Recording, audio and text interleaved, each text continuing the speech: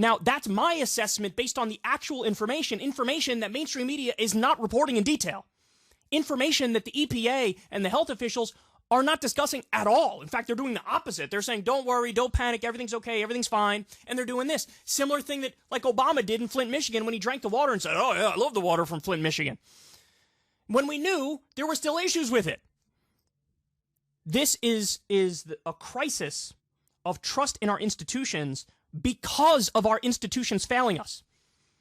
It's because of them that we know that deregulation, I hope you're sitting down for this, deregulation of this industry happened, the railroad industry, happened under Obama, Trump, and then Biden sat on his ass and did nothing about it when he was in there, nor did Mayor Pete. So the last three administrations are all guilty. No, I wholeheartedly disagree. I think it is completely unfair to blame past presidents for a train accident in the present. So we could have some slightly more lax regulations around them, because it's not as bad as the worst chemicals. Well, how did that work out? And because of the corruption and the legalized bribery, we are where we are now. And then instead of being able to rely on the EPA as some sort of neutral, objective source of information, they lie to you. They lie to you. They do a photo op drinking water. They lie. And of course, the elephant in the room, which we just touched on, is deregulation is a crisis. Neoliberalism is a crisis. This is the logical end result of that. This is that. So at the very least, you need to re-regulate the railroads. But honestly, would it be better off just nationalizing them? Shouldn't be a for-profit venture. Look at what happens when vicious capitalists try to squeeze every single penny out of the system. Of course. Of fucking course! He just could not resist bringing his ridiculous narrative into this after all.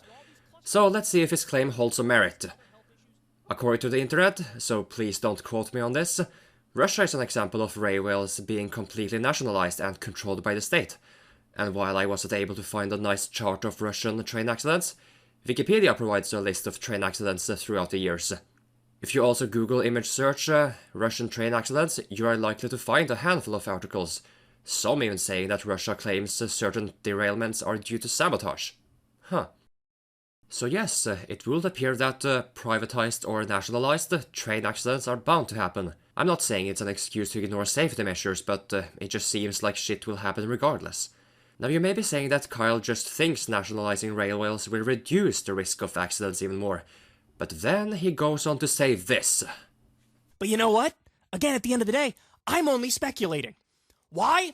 Because we can't trust the information from the authorities, from the officials who have lied every step of the way. And don't even get me started on the governor. The whole system's disgusting and broken.